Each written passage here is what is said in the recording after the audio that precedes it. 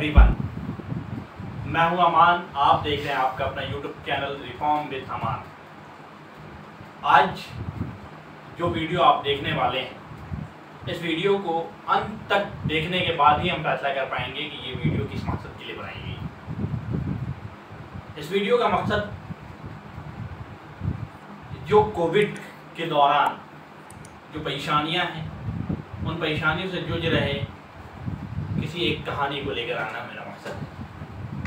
साथ ही एक basic point जो हम लोग हर जगह गलती कर रहे होते हैं, और उस तमाम गलतियों का जो गलती हम कर रहे होते हैं, लेकिन उन तमाम गलतियों के लिए किसी और को जिम्मेदार ठहराते हैं, उसको समझने की कोशिश करते हैं। उसके बाद इन चीज़ों से हम क्या मोटिव हासिल करेंगे, ये हमारा आज की वीडियो का मेन मकसद है। वह ये कि एक स्कूल में एक बच्चे ने अपनी क्लास में चॉकलेट खाकर रैपर को वहीं छोड़ दिया, वहीं डाल दिया। वहाँ एक नौजवान खड़ा था जिसने उस बच्चे को कहा कि बेटे इस रैपर को उठाकर डस्टबिन में डालें। तो आप में से बहुत सारे लोग सोच रहे होंगे कि उस बच्चे ने उस रैपर को उठाया होगा, डस्टबिन में डाला होगा,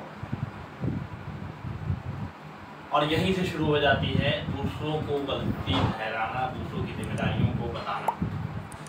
वो बच्चे ने उस रैपर को नहीं उठाया। उस बच्चे ने क्या कहा, अंकल ये मेरा काम नहीं है, ये काम जो है स्वीपर का है और स्वीपर इस काम को करेगा। उस बच्चे ने ये जवाब दिया। सवाल ये है कि उस बच्चे के दिमाग में ये चीज़ कहाँ से आई, कैसे आई, क्यों आई। इस चीज़ को अगर हम समझ लेंगे तो सारे मामला हल हो जाएंगे, सारी चीज़ें हल हो जाएंगी।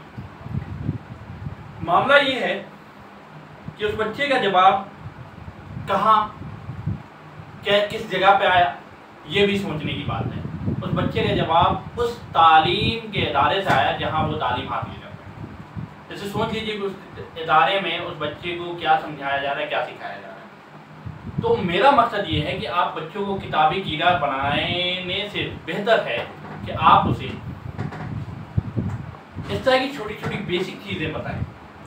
इन बेसिक चीज़ों पे बहुत सारी वीडियो मेरे चैनल पे अवेलेबल है। आप जाकर विजिट करें, देखें कि बच्चों के लिए क्या बेसिक पॉइंट है, की पॉइंट है जिससे बच्चों की ज़िंदगी को सुधार सकते हैं। ऐसा नहीं है कि सिर्फ बच्चे ही ऐसी हरकत करते हैं, बच्चे ही ऐसी चीज़ें करते हैं, मिसबिहेव करते हैं। ऐसी हरकत हम लोग भी करते हैं। जैसे कई एग्जाम्पल हैं, हम लोग देखते हैं कि बहुत सारे लोग जो है बिना हेलमेट के सफ़र कर रहे होते हैं, और सफ़र के दौरान अगर सीट बेल्ट भी नहीं बांधते हैं, वो कार में जब होते हैं, अगर कोई हादसा होता है या फिर ट्रैफिक सिग्नल पे ट्रैफिक के अहलकार, ट्रैफिक के अधिकारी, ट्रैफिक के ऑफिसर उन्हें रोकते हैं, उनसे पूछताछ करते हैं, तो वो यहाँ की सिस्टम को गाली देते हैं। क्या करते हैं, वो यहाँ की सिस्टम को गाली देते हैं, क्योंकि सिस्टम उन्हें कुछ वक्त उनसे ले रहा है। लेकिन गलती कौन कर रहा है, हेलमेट हम नहीं पहन रहे हैं, सीट बेल्ट हम नहीं लगा रहे हैं, और हम ठहराते हैं सिस्टम को गलत। ये है बेसिक। उसके अलावा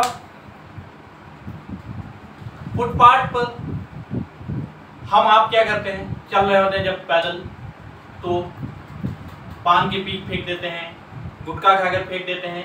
ये सारी चीज़ें हम लोग करते हैं। और अपने घर से कूड़ा हम अपनी बालकोनी से सड़क पर फेंक देते हैं, सड़क पर डाल देते हैं। जहाँ जो चीज़ हमें समझ में आती है वहीं हम डालते हुए चले जाते हैं। उसके बाद हम अपने आसपास की नगर निगम की सिस्टम को, सफाई की सिस्टम को कहते हैं गलत, उनकी गलतियों को गलत ठहराते हैं, जबकि गलती कौन कर रहा है, गलती हम कर रहे हैं। हम कूड़ा फेंकते हैं, हम इस तरह की हरकत करते हैं। हम अपने मकान के तामीर के वक्त या फिर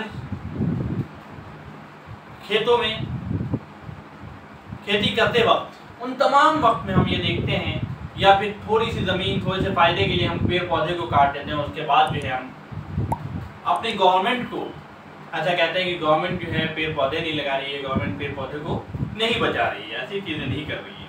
फिर हम ये सपना देखते हैं कि हमारा भी शहर, हमारा भी सिटी जो है सिंगापुर जैसा सिटी बन जाए या फिर इस तरह की डेवलप्ड सिटी बन जाए, ये सपना हम देखते हैं।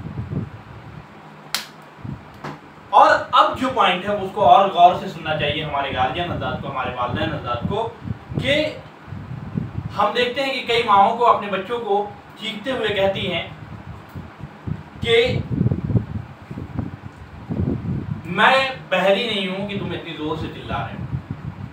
खुद वो चिल्ला कर बोल रही होती है और अपने बच्चों को ये कहती है कि मैं बहरी नहीं हूं कि तुम इतनी जोर से चिल्ला रहे हो। बाप को, अपने वालिद को देखते हैं समाज में, ऐसे कई वालिद को हम लोग देखते हैं जो वालिद ये कहते हैं कि तुम आइंदा अगर ऐसी हरकत करोगे तो तुम्हारे हाथ तोड़ दिए जाएंगे, तुम्हें चोट लगाए जाएंगे।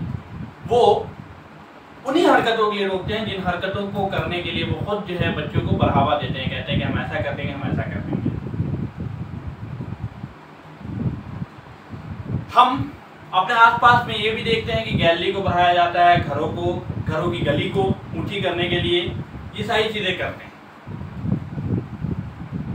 थोड़ी सी कदम आगे बढ़ा लेते हैं अपने घर से और सड़कों को, संकरी सड़कों को कम चौड़ी बना देते हैं। फिर हम ये सपना देखते हैं कि वो जो है किसी डेवलप कंट्री की तरह हमारे यहाँ की भी सड़कें जो है साफ सुथरी हो और चौड़ी हो, इस तरह के हम सपने देखते हैं।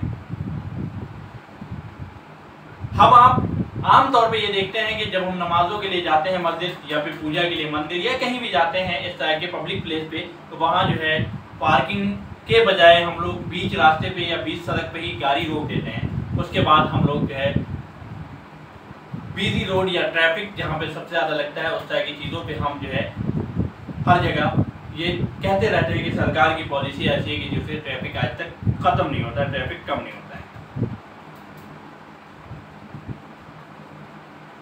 उसके बाद हमने ये भी देखा कई जगह कि ये सारी चीज़ें होने के बाद भी हम अपने बच्चों से ये कहते हैं कि रैपर उठाइए, डस्टबिन में डालिए। ये सारी हरकत हम लोग बच्चों के सामने कर रहे होते हैं और बच्चे कैसे उस चीज़ को ठीक करेगा। तो सुधार यहाँ ज़रूरत है, सुधार यहाँ करने की ज़रूरत है कि हम पहले इन चीज़ों को कम से कम कंट्रोल करना शुरू करें, जिसे दुनिया देखती है, जिसे हमारे बच्चे देखते हैं। तो गुजारिश ये है कि सारी चीज़ें सरकार, फौज, ये सारी चीज़ें लोग वो नहीं करेंगे, हमें शुरुआत करनी होगी, क्योंकि उनकी जिम्मेदारी जितनी है उतनी ही हमारी भी जिम्मेदारी है। और एक और पॉइंट मैंने कहा था कि मैं इसमें 2-3 चीज़ें बताने वाला हूँ। ये चीज़ जो है बेसिक चीज़ थी कि हम क्या क्या करते हैं, लेकिन इस पोस्ट कोविड में अब क्या मसाइल आ रहे हैं, इन चीज़ों पे हमें ध्यान देना चाहिए। अपने आसपास के लोगों पे उसको समझने की कोशिश करिए कि एक गली से सब्जी वाला गुजर रहा होता है और वो हर घर में सब्जी पहुंचाने के लिए कॉल बेल बजाता है, डोर बेल बजाता है। एक दिन एक घर का डोर बेल बजाता है और लगातार बजाता रहता है, क्योंकि उस घर से सब्जी लेने के लिए उसकी पहली डोर बेल पे ही कोई ना कोई हाजिर हो जाता है, लेकिन उस दिन नहीं कोई हाजिर होता। कुछ देर डोर बेल बजाने के बाद घर की लेडी निकलती है और वो कहती है मैं नीचे आ रही हूँ, नीचे आके बात करती हूँ। सब्जी वाले से वो नीचे आकर बात करती है और ये कहती है कि तुम अब डोरबेल नहीं बजाओगे तब तक जब तक मैं खुद जो है तुम्हें जिस दिन सब्जी लेके आने को नहीं कहूँगी, क्योंकि इस कोरोना ने, इस कोविड ने हमारे हस्बैंड की जॉब ख़त्म हो गई है, जॉब चली गई है। ऐसे हालात नहीं है कि हम सब्जियां खाएं, तो तुम इस तरह से जो डोरबेल बजाते हो तो घर में सभी लोगों को परेशानी होती है, उन्हें ये एहसास होता है कि हम सब्जी नहीं खा सकते, इसलिए तुम डोरबेल नहीं बजाओगे। अब सोचिए जरा कि ऐसी सिचुएशन में हम आप क्या कर सकते हैं, जबकि हम अभी इस वीडियो के पहले हिस्से में जो बात कर रहे थे ऐसी छोटी छोटी हरकतें करते रहते हैं, तो क्या करेंगे हम वहाँ पे। लेकिन उस सब्जी वाले ने जो मिसाल पेश कर रहे हैं वो मिसाल हमें भी पेश करना है, ये बताने की ज़रूरत यहाँ इसलिए पड़ रही है क्योंकि वो मिसाल हमें पेश करना चाहिए। सब्जी वाले ने ये कहा कि ठहरिए ज़रा, आप सब्जी लाए नहीं लाए, लेकिन आपको मैंने कई सालों से सब्जी खिलाया है, फल खिलाया है, तो ये सारी चीज़ें हमने किया है, तो आप मेरी बहन लगती हैं, क्योंकि बहन भाई का रिश्ता यहाँ पे हम मानते हैं। तो क्या मैं अपने भांजा भांजी को कुछ सब्जी या फल नहीं दे सकता? ये फल और सब्जी लेकर जाइए, क्योंकि वो नेता नहीं है, वो हम जैसे आम नागरिक नहीं है, वो जो है अपनी जिम्मेदारियों को ईमानदारी से करने के लिए तत्पर है, वो उस चीज़ को करना चाहता है, इसलिए उसने 2 थैली सब्जी और फल के उस लेडी को दे दिया। और लेडी ने कहा कि इसे तौल लेने को, तो उसने क्या कहा कि आप मेरी बहन हैं, इसलिए आप बेफिक्र होकर रहें और जब आपके हालात अच्छे होंगे तब आप जो है फिर से सब्जी पैसे देकर खरीदिएगा। तो आत्मसम्मान भी किसी का नहीं घटा और किसी की ये एहसास भी नहीं हुआ कि हम किसी की मदद कर रहे हैं, क्योंकि एक रिश्ता बन जाता है। तो हम अगर अपनी छोटी छोटी गलतियों को सुधार कर इन अच्छाइयों की तरफ बढ़ेंगे तो कुछ अच्छा काम कर पाएंगे, कुछ समाज में बदलाव ला पाएंगे। मामला यही नहीं रुकता है। इन हालात में हमें उन्हें ये बताने की भी कोशिश करना होगा कि इन मजबूरियों में, इन हालात में हमें अपना उत्साह नहीं घटाना है, अपने जुनून नहीं घटाना है, अपने सपनों को के पंख को जकड़ना नहीं है। उसमें भी हमें अपनी परेशानियों को भूलते हुए आगे बढ़ना है।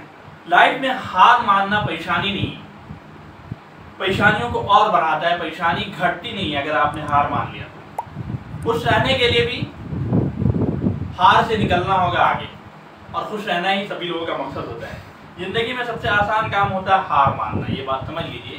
तो इन हालात में इन चीज़ों को गलत ठहराकर हम हार मान लेते हैं, और सबसे आसान काम है। तो हम आसान काम करना चाहते हैं, आसान काम हम करने इसलिए चाहते हैं क्योंकि हमें खुशी मिलती है, लेकिन वो खुशी सिर्फ दिखावे की खुशी होती है, टाइम पास की खुशी होती है।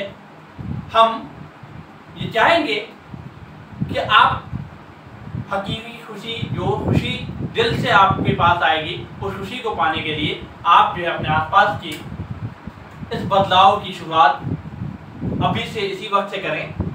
बदलाव की शुरुआत ये करनी है कि अपनी सोसाइटी में, अपने आसपास, अपने घरों में जो है हम जो चीज़ों को समझते हैं कि वो चीज़ हमारी वजह से नहीं, सरकार की और समाज सोसाइटी की वजह से हो रही है, वो गलत है। हम ये समझने की कोशिश करें कि वो गलतियाँ, वो चीज़ें हमारी वजह से हो रही है और हम उसे ठीक करना शुरू कर दें। जब हम उसे ठीक करना शुरू कर देंगे तो हम अपने समाज के आसपास के ऐसी चीज़ों को भी ठीक करना शुरू कर देंगे, किसी की मदद कर लेंगे, किसी से आगे बढ़ेंगे।